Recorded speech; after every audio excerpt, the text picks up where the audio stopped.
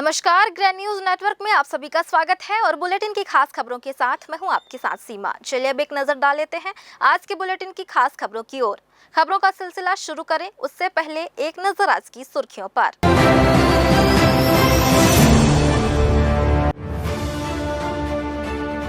सरकारी विभागों को किया जा रहा फाइल मुक्त, ई फाइलिंग को बढ़ावा देने राज्य सरकार ने दिए निर्देश।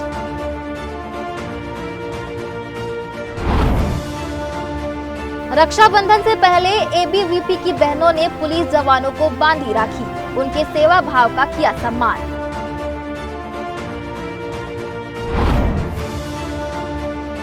सड़कों से मवेशियों को हटाने के लिए विभागीय प्रयास लाने लगा रंग, पशुधन और इंसान की सुरक्षा को दी जा रही तरजीह। सावन के अंतिम सोमवार को सुबह से शाम तक लगी रही मंदिरों में भीड़, हर तरफ शिव भक्तों ने किया भोलेनाथ का जयघोष।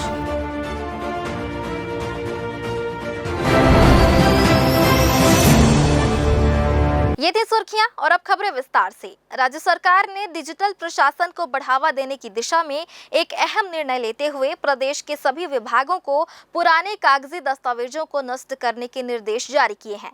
अब राज्य मंत्रालय संचालनालय से लेकर जिला स्तर के कई कार्यालय ई ऑफिस सिस्टम पर काम कर रहे हैं, जिससे पारंपरिक फाइलिंग प्रणाली अप्रासंगिक होती जा रही है। विभागीय कार्यालयों में वर्षों से जमा फाइलों के कारण रिकॉर्ड रूमों की अलमारियां भर चुकी हैं। इस समस्या को देखते हुए विभाग ने सभी वरिष्ठ अधिकारियों जैसे एसीएस, पीएस, सचिव, कमिश्नर, कलेक्टर और एसपी को पत्र भेजा है। सरकार ने स्पष्ट किया है कि आगामी 60 दिनों के भीतर सभी विभाग एक विशेष अभियान चलाकर अनुपयोगी और अप्रासंगिक अभिलेखों का निस्तारण करें। साथ ही इस कार्य की साप्ताहिक प्रगति रिपोर्ट सुशासन विभाग को भेजना अनिवार्य होगा। मुख्यमंत्री की मंशानुरूप कार्यालयों को साफ सुथरा बनाना है। अब समय आ गया है कि प्रशासन भी कागज से डिजिटल की ओर बढ़े। डिजिटल इंडिया अभियान के तहत बिलासपुर के मुख्य डाकघर से डिजिटल सेवाओं की नई शुरुआत की गई है।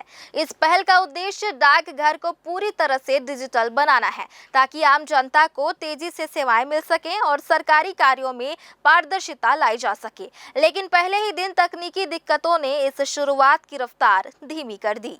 डाकघर में डिजिटल इंडिया की यह नई व्यवस्था सोमवार से लागू की गई। इसमें आधार कार्ड अपडेट, पोस्टल सेवाएं, digital banking, speed post money transfer और अन्य सेवाएं अब कंप्यूटर और ऑनलाइन माध्यम से की जा रही हैं। अधिकारी इसे डाक विभाग में एक क्रांतिकारी बदलाव मान रहे हैं, लेकिन पहले दिन ही सर्वर की स्पीड बहुत धीमी रही, जिससे लोगों को घंटों इंतजार करना पड़ा। सुबह से ही बड़ी संख्या में लोग डाक घर पहुंचे थे, लेकिन सिस्टम बार बार हैंग हो रहा था। कई बार सर्वर पूरी तरह बंद भी हो गया, जिससे कामकाज रुक गया। इस विषय में डाकघर के अधीक्षक ने चर्चा के दौरान बताया, पहले दिन सर्वर स्लो होने की वजह से दिक्कत आई है, चूंकि नए सिस्टम के साथ काम शुरू हुआ है और एक साथ बहुत से लोग पहुंच गए, इसलिए सर्वर ओवरलोड हो गया।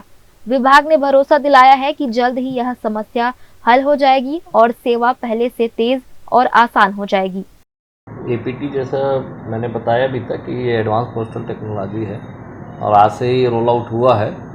और चूँकि ये फर्स्ट डे है रोल आउट का, तो बहुत सारी टेक्निकल समस्याएं अभी आती, कुछ भी नया सॉफ्टवेयर आने से, तो उसको धीरे धीरे सॉल्व आउट किया जा रहा है। और उसके लिए चूँकि पब्लिक को प्रॉब्लम ना हो, तो हमने बाहर से भी अभी कुछ हमारे जो ब्रांच पोस्ट मास्टर होते हैं उनको बुलाए हैं और वो मोबाइल में बुक कर रहे हैं आर्टिकल, और आर्टिकल बुक करके फिर हम उसको डिस्पैच भी करेंगे। जब तक हमारा ये नॉर्मल हो ना जाए तो थोड़े से दिक्कतें जाएंगी अभी, और धीरे धीरे सब सॉल्व हो जाएगा प्रॉब्लम। बाकी जो हमारे जो वो हैं उसको मैनुअल डिलीवरी भी करा रहे हैं हम लोग, क्योंकि आर्टिकल डंप ना हो इसलिए। तो हमारे तरफ से पूरा प्रयास कर रहे हैं कि ज़्यादा से ज़्यादा हम सहायता करें, कस्टमर को दिक्कत ना हो। उन्होंने बताया कि डिजिटल इंडिया के तहत अब डाकघर एक one stop digital service centre की तरह काम करेगा। लोग यहां से आधार कार्ड से जुड़ी सेवाएं, बैंकिंग, पेंशन, मनी ऑर्डर, बीमा और अन्य सरकारी योजनाओं की जानकारी पा सकेंगे। आने वाले समय में ग्रामीण डाक सेवकों को भी मोबाइल और टैबलेट से जोड़ा जाएगा, ताकि वे दूर दराज के गांवों में जाकर लोगों को सेवाएं दे सकें। इस पहल से गांव और शहर के बीच की दूरी कम होगी। लोगों को छोटे छोटे कार्यों के लिए शहर की दौड़ लगानी नहीं पड़ेगी। हालांकि पहले दिन की तकनीकी समस्याओं ने जनता की उम्मीदों को थोड़ा झटका जरूर दिया, लेकिन लोगों को भरोसा है कि आने वाले दिनों में यह सिस्टम बेहतर काम करेगा और बिलासपुर से शुरू हुई यह डिजिटल पहल पूरे देश के लिए एक मिसाल बनेगी। ग्रैंड न्यूज के लिए कैमरामैन अमर ध्रुव के साथ भारतेंदु कौशिक की रिपोर्ट। रविवार को सिविल लाइन थाना क्षेत्र स्थित विशाल मेगा मार्ट में उस वक्त अफरा तफरी मच गई जब शॉपिंग के बाद घर लौट रहे 8 लोग लिफ्ट में फंस गए। इनमें 4 महिलाएं और एक मासूम बच्चा भी शामिल था। घटना 3rd फ्लोर से ग्राउंड फ्लोर उतरते समय हुआ। अचानक लिफ्ट तकनीकी खराबी के चलते बीच में ही रुक गया। करीब 1 घंटे तक सभी लोग लिफ्ट के अंदर फंसे रहे, जिससे अंदर घबराहट और बाहर हंगामे का माहौल बन गया। सूचना पर मॉल स्टाफ और तकनीकी टीम ने तुरंत राहत कार्य शुरू किया और काफी मशक्कत के बाद सभी को सुरक्षित बाहर निकाला। इस घटना के बाद मॉल प्रबंधन की लापरवाही पर गंभीर सवाल खड़े हो रहे हैं, क्योंकि ना तो इमरजेंसी अलर्ट सिस्टम ठीक से काम कर रहा था और ना ही कोई तत्काल सहायता उपलब्ध थी। गनीमत रही कि समय पर रेस्क्यू हो गया, वरना हादसा गंभीर हो सकता था। अग्रसेन चौक के पास विशाल मेगा मार्ट है। इसमें सूचना किसी ने फोन द्वारा दिया गया था। मैं स्टाफ भेजा था, बताया कि वहाँ पे कुछ फैमिली उसमें लिफ्ट में फंस गए थे, जो सुरक्षित उसको निकाला गया है और खैरियत होना बताया गया। बिलासपुर के लोक निर्माण विभाग में कार्यरत अस्थायी कंप्यूटर ऑपरेटर अंशुमन पांडे के खिलाफ महिला और नियमित कर्मचारियों से दुर्व्यवहार की शिकायतों पर विभाग द्वारा अब तक कोई कार्रवाई नहीं किए जाने से नाराज कर्मियों ने प्रदेश अध्यक्ष GR चंद्रा के नेतृत्व में डिप्टी CM एवं विभागीय मंत्री अरुण साव से मुलाकात कर ज्ञापन सौंपा। बिलासपुर स्थित उनके शासकीय आवास पहुंचकर शिकायत दिया गया। इस दरमियान संघ के जिला अध्यक्ष किशोर शर्मा सहित अन्य पदाधिकारी उपस्थित रहे। कर्मचारियों का आरोप है कि पांडे के दुर्व्यवहार से वे लगातार मानसिक रूप से पीड़ित हैं और इसकी लिखित शिकायत अधीक्षण अभियंता, संभागीय आयुक्त एवं मुख्य अभियंता रायपुर को दी जा चुकी है। बावजूद इसके विभाग की चुप्पी पर संघ ने नाराजगी जताई और चेतावनी दी कि यदि जल्द कार्रवाई नहीं की गई तो उग्र आंदोलन की चेतावनी दी गई है। ऑपरेटर जो NH का है, उस ऑपरेटर के लिए हमने अभियान लगातार जारी रखे हैं। अभी हमने उप मुख्यमंत्री जी को हमने ज्ञापन सौंपा है और बताए हैं कि ये स्थिति है। यदि हमारी जो मांग है, हमारी जो उस ऑपरेटर पर कार्यवाही नहीं की जाती है, तो छत्तीसगढ़ प्रदेश का तृतीय कर्मचारी संघ जब तक उस पर कार्यवाही नहीं होती तब तक ये संघर्ष जारी करने की घोषणा कर चुका है। उनके द्वारा बोला गया है कि बहुत जल्दी इस पर कार्यवाही करेंगे करके, लेकिन अब प्रशासन है, क्योंकि अब मंत्री जी हैं, तो मंत्री जी की बात पर तो विश्वास करना पड़ेगा। देख रहे हैं 24 तक नहीं होता है, फिर हम जाकर मिलेंगे, एक नई संघर्ष की घोषणा करेंगे। फिलहाल वक्त हो चला है एक छोटे से ब्रेक का। ब्रेक के बाद भी खबरें जारी रहेंगी, बने रहिए ग्रैंड न्यूज नेटवर्क के साथ। जय जया प्राइवेट ITI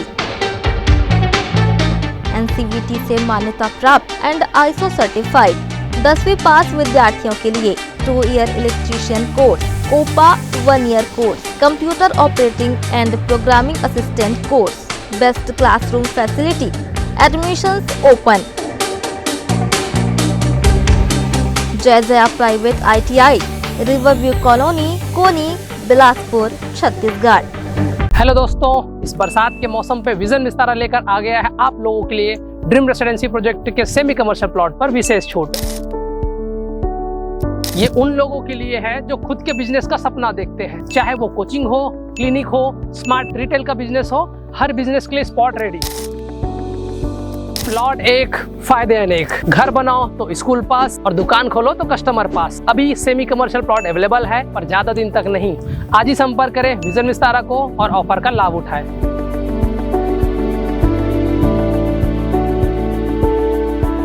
ब्रेक के बाद आप सभी का स्वागत है। अखिल भारतीय विद्यार्थी परिषद ने रक्षाबंधन पर्व से पहले पुलिस जवानों को राखी बांधी। भाई बहन के प्रेम के प्रतीक पर्व पर अखिल भारतीय विद्यार्थी परिषद के कार्यकर्ताओं ने एक विशेष पहल करते हुए सुरक्षा में तैनात पुलिस जवानों के साथ यह त्योहार मनाया।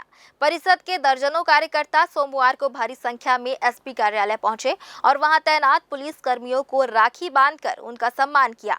कार्यकर्ताओं ने जवानों को राखी बांधने के साथ मिठाई भी खिलाई और उनके सेवा भाव को नमन किया। इस आयोजन का उद्देश्य देश की रक्षा करने वाले असली रक्षकों को धन्यवाद देना और समाज में भाईचारे का संदेश फैलाना था।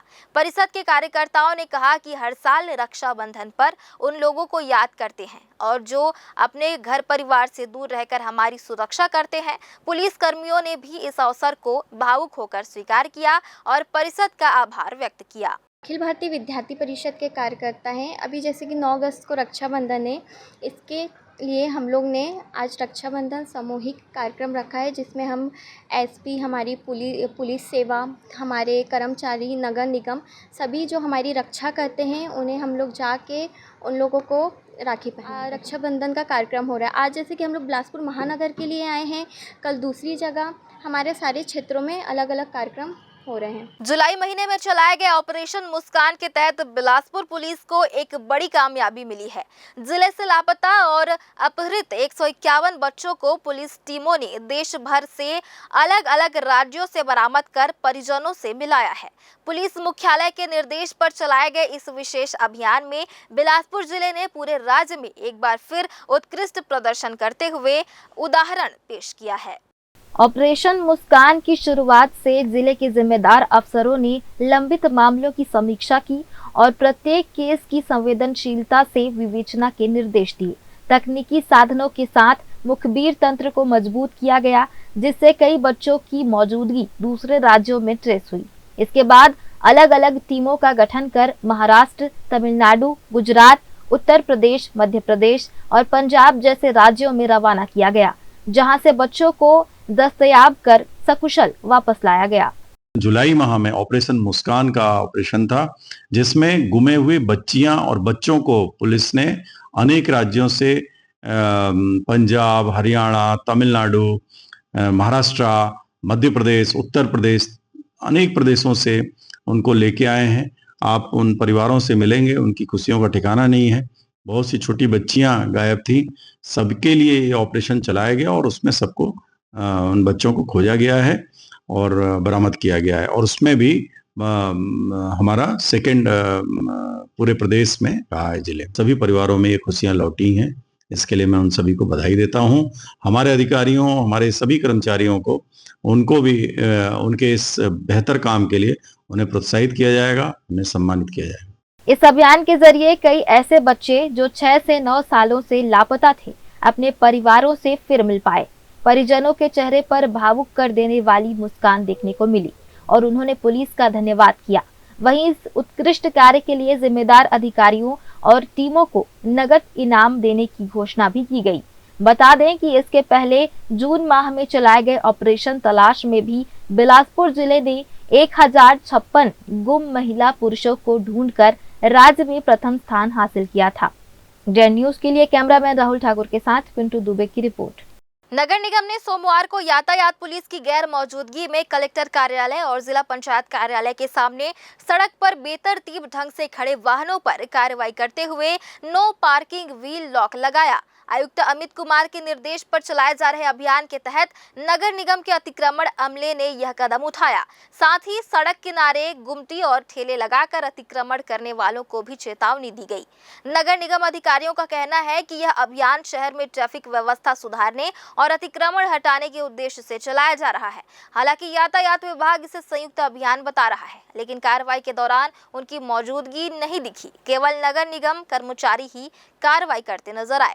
शहर में अक्सर ऐसे अभियान कलेक्टर कार्यालय जैसे चुनिंदा स्थानों तक ही सीमित रहते हैं, जबकि गोल बाजार, शनिचरी बाजार और बृहस्पति बाजार जैसे अति व्यस्त इलाकों में अतिक्रमण और अव्यवस्थित पार्किंग पर कार्रवाई नहीं के बराबर होती है। फिलहाल नगर निगम द्वारा कितने वाहन मालिकों पर जुर्माना लगाया गया, इसकी जानकारी सार्वजनिक नहीं की गई है। लगातार अतिक्रमण को लेकर कार्रवाई चल रही है। आज भी कार्रवाई पे निकले हुए थे, कहाँ कार्रवाई हुई? माननीय कमिश्नर साहब के आदेश से जो रोड ब्लॉक कर रहे हैं ठेले वाले और गाड़ी वाले, तो उनके ऊपर कार्रवाई करने के आदेश दिए हैं। तो कंपनी गार्डन में करें और इसके बाद अभी कलेक्टर ऑफिस सामने जो रोड बाधा हो रही है, गाड़ियाँ खड़ी कर रहे हैं, उनको लॉक लगाया जा रहा है। इन गाड़ियों को किस तरह से लॉक कर रहे हैं और क्या अभी लॉक करने सामने जुर्माना करके फिर छोड़ेंगे, नहीं तो ट्रैफिक थाने जाएंगे, उसके बाद जुर्माना होगा। किस तरह का मतलब चालान होगा, या जो अगर खड़ा किया कितने का चालान कटेगा? अब ये तो गाड़ी वालों 2000 का कम से कम जुर्माना लगाया जा रहा है। ये अतिक्रमण को लेकर लगातार बिलासपुर में कार्रवाई हो रही है। आज भी कई दुकान वालों को जो हटाया गया, ये छोटे छोटे जो ठेले घूमते को हटाया जा रहा है, सर इनको क्या जब्त किया जा रहा है या इन पर चलाने? अभी तो इनको अभी समझाई दी गई है 3-4 दिन से, जो नहीं मारना उनको जब्ती बना रहा है। बिलासपुर जिले में मेहरा जाति के लोगों को जाति प्रमाण पत्र बनवाने में भारी दिक्कतों का सामना करना पड़ रहा है। समाज के लोगों ने आरोप लगाया है कि तहसील कार्यालय में बैठे अधिकारियों, खासकर तहसीलदार की अनदेखी और असंवेदनशील व्यवहार के कारण उनका जाति प्रमाण पत्र समय पर नहीं बन पा रहा है। कार्यालय के चक्कर काट रहे हैं, लेकिन उन्हें हर बार किसी न किसी कारण से टाल दिया जाता है। कभी दस्तावेज की कमी का बहाना, तो कभी जांच लंबित होने की बात कहकर फाइलें वापस कर दी जाती हैं। समाज के प्रतिनिधियों ने बताया कि जब वे तहसीलदार से मिलने गए और अपनी परेशानी बताई, तो उन्हें सही जवाब देने के बजाय उपेक्षा और रूखा व्यवहार मिला। कई लोगों का कहना है कि उनसे बार बार एक ही दस्तावेज मांगे जा रहे हैं, जबकि वे पहले ही सारे प्रमाण पत्र जमा कर चुके हैं। हमारी मूल जाति महरा है, जो अभी 2023 अगस्त में राजपत्र में प्रकाशित हुई है, और हमारी यहाँ पॉपुलेशन बिलासपुर जिले में है लगभग 30,000 है। पूरे प्रदेश में 7 से 8 लाख की पॉपुलेशन हमारी जनसंख्या है। पिछले 70-75 वर्षों से हम लोग शासन की योजनाओं से वंचित थे। जो अभी शासन हमको लाभ दे रहा है, उसको जिम्मेदार अधिकारी तिपत तहसील अंतर्गत श्री सोनू अग्रवाल जी, जो तहसीलदार साहब हैं, उनके द्वारा हमारे समाज के बच्चों का जाति प्रमाण पत्र बनवाने को रोक लगाया गया है। आवेदन भी स्वीकार नहीं कर रहे हैं। उनके द्वारा ये कहा जा रहा है कि हम आवेदन को खारिज कर देंगे, जबकि कोई प्रकार के दस्तावेज को निरीक्षण नहीं किए हैं। साथ ही अस्थायी जाति प्रमाण पत्र जिनका जारी हो गया, उसको एसडीएम साहब के द्वारा भी स्थायी नहीं किया जा रहा है, जिससे हमारे समाज के सभी बच्चे परेशान हैं। अगर यही स्थिति रहा तो हम आने वाले समय में चक्का जामा आंदोलन करेंगे पूरे समाज को लेके, ताकि हमारे साथ जो भेदभाव हो रहा है उसको हम शासन प्रशासन तक पहुँचाएंगे। शासन प्रशासन हमको लाभ दे रही है, लेकिन जिम्मेदार पदों पर बैठे हुए व्यक्ति हमको उससे वंचित कर रहे हैं। हमारे यहाँ जो तहसीलदार साहब है, हम लोग की मूल जाति वैसे महरा है। हम लोग जाति प्रमाण पत्र बनवाने गए तो बिना सोचे समझे बोले कि मैं इसको निरस्त कर दूंगा। वो सोनू अग्रवाल तहसीलदार साहब वही है। स्थायी रूप से हमारा नहीं बन रहा है। आज स्थायी रूप से उन लोग मैंने पटवारी बना के दिया है। एसडीएम साहब भी वो भी बोलते हैं कि मैं नहीं करूंगा ऐसा करके। तो भाई हमारे जो बच्चे हैं वो क्या करें, इसलिए हम शासन से प्रतिनिवेदन करते हैं कि भाई जो हमारी मूल जाति महरा है, अनुसूचित जाति है, उसको सही दिशा निर्देश देते हुए हमारी पूरा काम करे, ताकि बच्चे लोग अच्छा पढ़ सके। उनका काम, उनका दायित्व जो है वो जाति प्रमाण पत्र बनाना है, फिर उस काम मूल काम को अपने दायित्व को आगे को बिल्कुल उसको बनाना चाहिए, क्योंकि राजपत्र में पूरा दिया हुआ है, दर्शाया हुआ है कि 5 जाति है। इस पूरी स्थिति को लेकर समाज में राजस्व अमले को लेकर नाराजगी बढ़ती जा रही है। लोगों का कहना है कि जब शासन द्वारा अनुसूचित जाति वर्ग के लिए योजनाएं चलाई जा रही हैं, तब तहसील स्तर पर इस तरह की लापरवाही और भेदभाव उचित नहीं है। ग्रैंड न्यूज के लिए कैमरामैन अमर ध्रुव के साथ भारतेंदु कौशिक की रिपोर्ट। एक बार फिर से वक्त हो चला है एक छोटे से ब्रेक का। ब्रेक के बाद भी खबरें जारी रहेंगी, बनी रहिए ग्रैंड न्यूज नेटवर्क के साथ। जया प्राइवेट ITI NCVT से मान्यता प्राप्त एंड ISO सर्टिफाइड 10वीं पास विद्यार्थियों के लिए 2 year electrician course, COPA 1 year course, computer operating and programming assistant course, best classroom facility, admissions open. Jaya private ITI, Riverview colony, Koni, Bilaspur, Chhattisgarh. Hello दोस्तों, इस बरसात के मौसम पे विजन विस्तारा लेकर आ गया है आप लोगों के लिए ड्रीम रेसिडेंसी प्रोजेक्ट के सेमी कमर्शियल प्लॉट पर विशेष छूट। ये उन लोगों के लिए है जो खुद के बिजनेस का सपना देखते हैं, चाहे वो कोचिंग हो, क्लिनिक हो, स्मार्ट रिटेल का बिजनेस हो, हर बिजनेस के लिए स्पॉट रेडी। प्लॉट एक, फायदे अनेक। घर बनाओ तो स्कूल पास और दुकान खोलो तो कस्टमर पास। अभी सेमी कमर्शियल प्लॉट अवेलेबल है, पर ज्यादा दिन तक नहीं। आज ही संपर्क करें विजन विस्तारा को और ऑफर का लाभ उठाएं।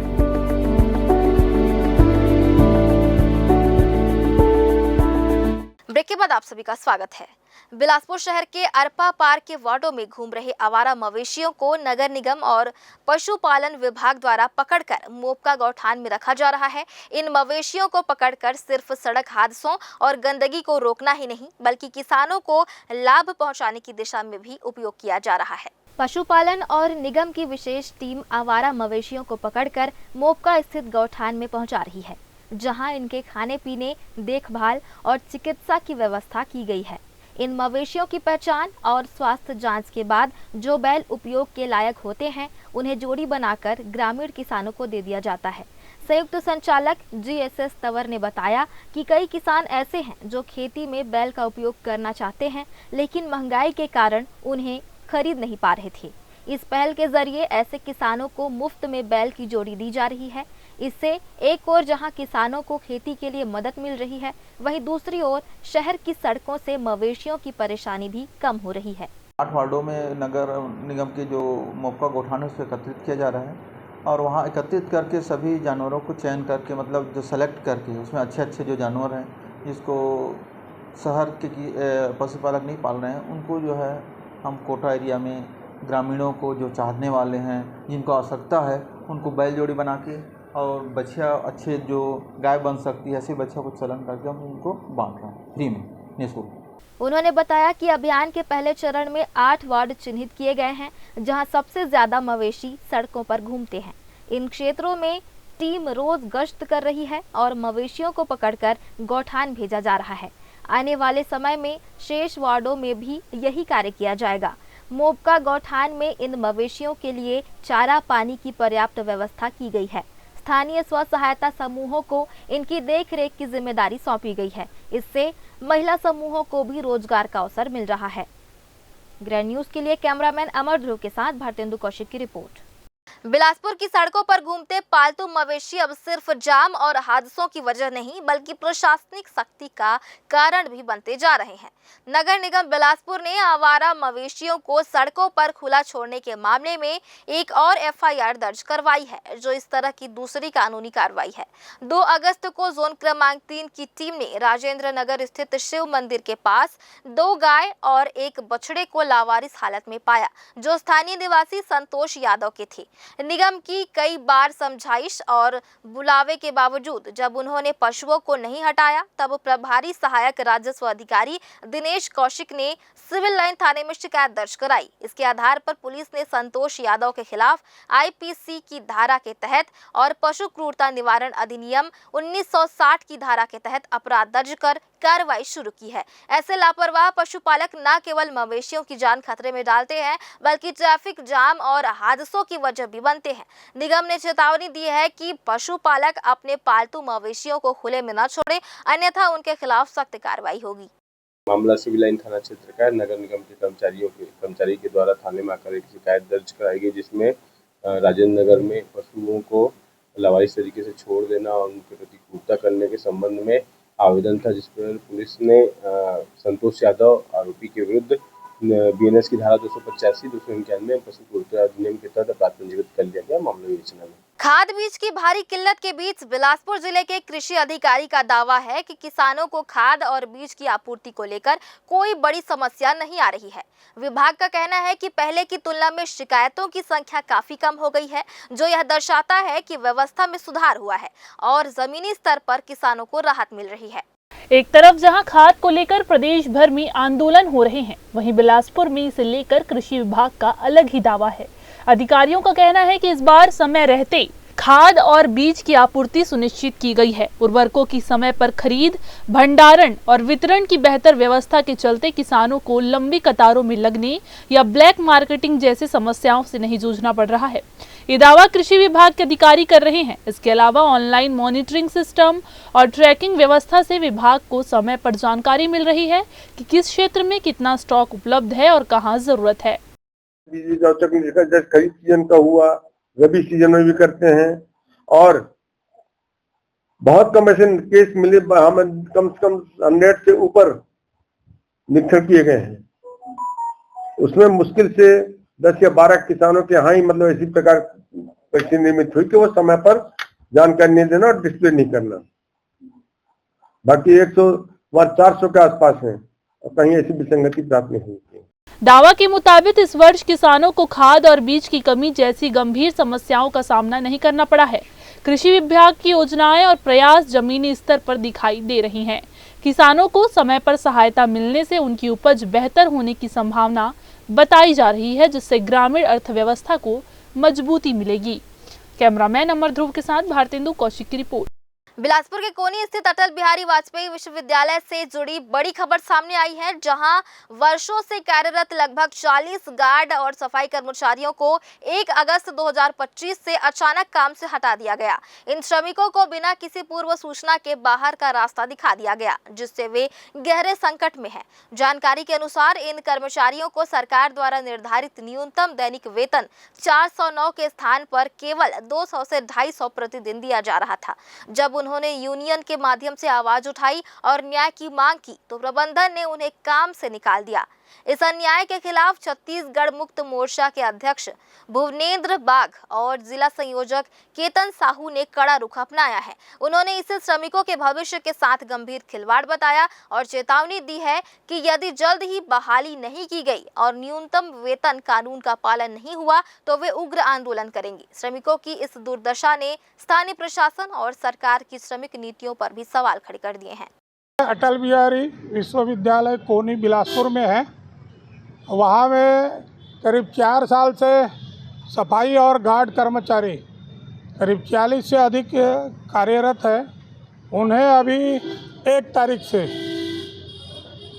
काम से बंद किया गया, बिना कानूनी प्रक्रिया अपनाए बंद किया गया और बोल रहे नया ठेका दिया गया और नया ठेकेदार जो है नए लोगों से 50-50 हज़ार रुपया घूस लेके नया भर्ती कर रहा है।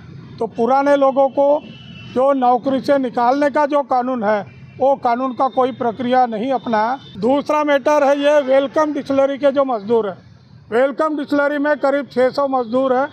600 में करीब 100 से अधिक मजदूरों को न्यूनतम वेतन से कम मिल रहा है। तो हमारा निवेदन है कि जो श्रम कानून जो बना हुआ है, शासन द्वारा जो निर्धारित न्यूनतम वेतन है और न्यूनतम वेतन वर्करों को जो दिया जाए। एक बार फिर से वक्त हो चला एक छोटे से ब्रेक का। ब्रेक के बाद भी खबरें जारी रहेंगी। बने रहिए ग्रैंड न्यूज नेटवर्क के साथ। जय जया प्राइवेट ITI NCVT से मान्यता प्राप्त एंड ISO सर्टिफाइड 10वीं पास विद्यार्थियों के लिए 2 year electrician course, OPA 1 year course, computer operating and programming assistant course, best classroom facility, admissions open. Jai Jaya private ITI, Riverview colony, Koni, Bilaspur, Chhattisgarh. Hello दोस्तों, इस बरसात के मौसम पे विजन विस्तारा लेकर आ गया है आप लोगों के लिए ड्रीम रेसिडेंसी प्रोजेक्ट के सेमी कमर्शियल प्लॉट पर विशेष छूट। ये उन लोगों के लिए है जो खुद के बिजनेस का सपना देखते हैं, चाहे वो कोचिंग हो, क्लिनिक हो, स्मार्ट रिटेल का बिजनेस हो, हर बिजनेस के लिए स्पॉट रेडी। प्लॉट एक, फायदे अनेक। घर बनाओ तो स्कूल पास और दुकान खोलो तो कस्टमर पास। अभी सेमी कमर्शियल प्लॉट अवेलेबल है, पर ज्यादा दिन तक नहीं। आज ही संपर्क करें विजन विस्तारा को और ऑफर का लाभ उठाएं।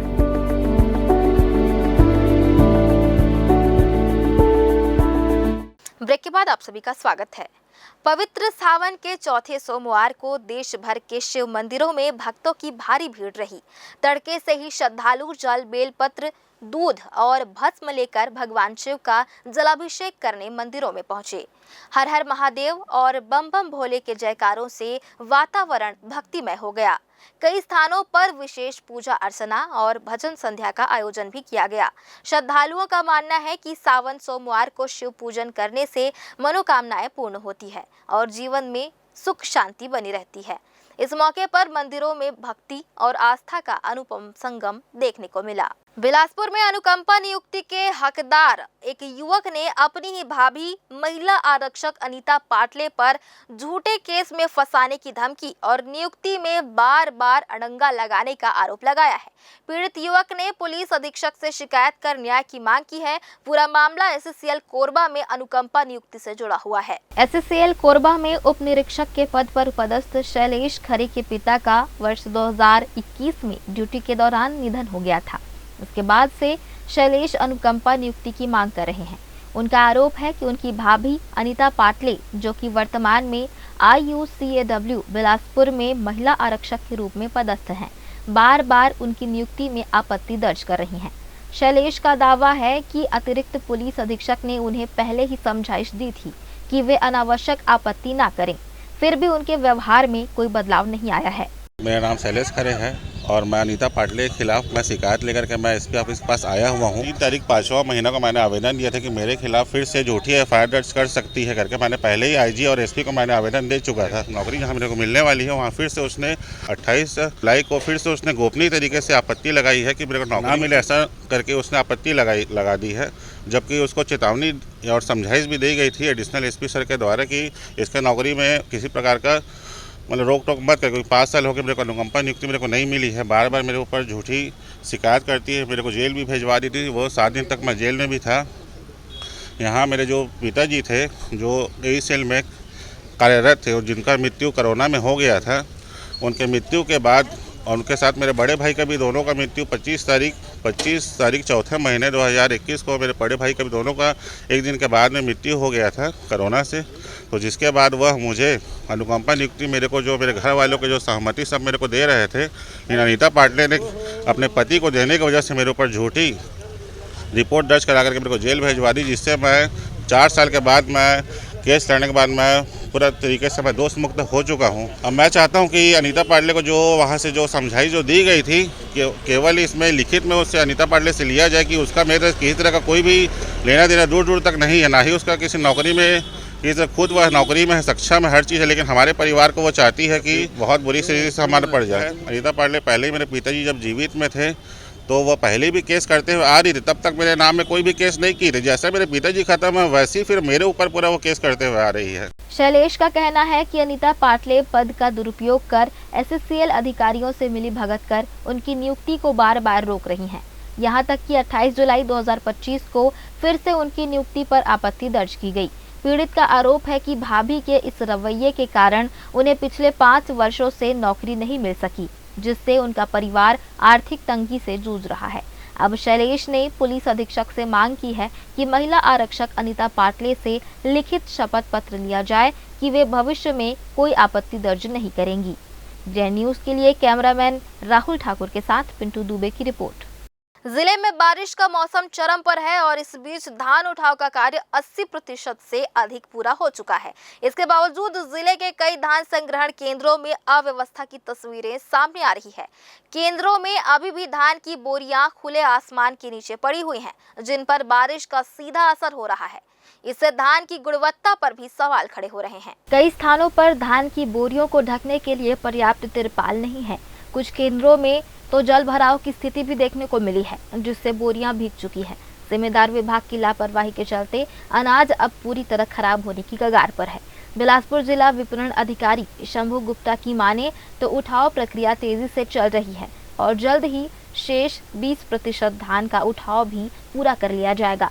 अधिकारियों ने यह भी दावा किया है कि अधिकतर केंद्रों में तिरपाल की व्यवस्था की जा चुकी है और जहां कमी है वहां तत्काल व्यवस्था की जा रही है। हमारे जिले में लगभग 1,36,000 MT धान रखा हुआ था और 80% धान का उठाव हो गया है। लगभग 29,000 MT हमारे चारों संग्रहण केंद्र मिला के बचा हुआ है, जिसका उठाव हो रहा है। बारिश के कारण उठाव में प्रभाव पड़ता है। बारिश होने लगता है तो फिर लोडिंग अनलोडिंग बंद हो जाता है। अचानक जमीन में गाड़ी फंसना, ये सब प्रॉब्लम, रोड में गाड़ी फंसना, और वो सबको ठीक कराते हुए उठाव करा रहे हैं। टारगेट हमारा है लगभग 15 अगस्त तक संपूर्ण धान का उठाव करा लेना है। बरसात के कारण गाड़ियों के फंसने का कहीं कुछ प्रॉब्लम था, करगी कला में रोड का दिक्कत था, तो वहाँ काम पूरा हो गया, वहाँ रोड ठीक हो गया है। जहाँ जहाँ जरूरत पड़ रहा है, बिल्हा में DMF से रोड बन गया, तो जहाँ जहाँ जो जरूरत पड़ रहा है वैसा काम कराते हुए हम लोग उठाव करा रहे हैं। आधिकारिक सूत्रों ने बताया कि राज्य शासन द्वारा बचे हुए धान का विक्रय दर निर्धारित कर नीलामी किया जा रहा है। नीलामी का प्रथम चरण पूर्ण हो चुका है और दूसरा चरण भी निर्धारित समय से चालू हो गया है। गौरतलब है कि नान और FCI को देने के बाद जिले में 1100 स्टैक धान बचा हुआ था। अब लगभग सिर्फ 20% धान विभिन्न संग्रहण केंद्रों में बचा हुआ है। इन स्टैकों की प्राइस मैचिंग करते हुए उठाव किया जा रहा है। ग्रैंड न्यूज के लिए कैमरामैन अमर ध्रुव के साथ भारतेंदु कौशिक की रिपोर्ट। फिलहाल रुकेंगे एक ब्रेक के लिए। ब्रेक के बाद भी खबरें जारी रहेंगी। बने रहिए ग्रैंड न्यूज नेटवर्क के साथ। जय प्राइवेट ITI NCVT से मान्यता प्राप्त एंड ISO सर्टिफाइड 10वीं पास विद्यार्थियों के लिए 2 year electrician course, COPA 1 year course, computer operating and programming assistant course, best classroom facility, admissions open. Jai private ITI, Riverview colony, Koni, Bilaspur, Chhattisgarh. Hello दोस्तों, इस बरसात के मौसम पे विजन विस्तारा लेकर आ गया है आप लोगों के लिए ड्रीम रेसिडेंसी प्रोजेक्ट के सेमी कमर्शियल प्लॉट पर विशेष छूट। ये उन लोगों के लिए है जो खुद के बिजनेस का सपना देखते हैं, चाहे वो कोचिंग हो, क्लिनिक हो, स्मार्ट रिटेल का बिजनेस हो, हर बिजनेस के लिए स्पॉट रेडी।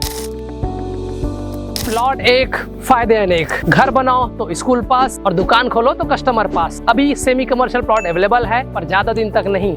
आज ही संपर्क करें विजन विस्तारा को और ऑफर का लाभ उठाएं।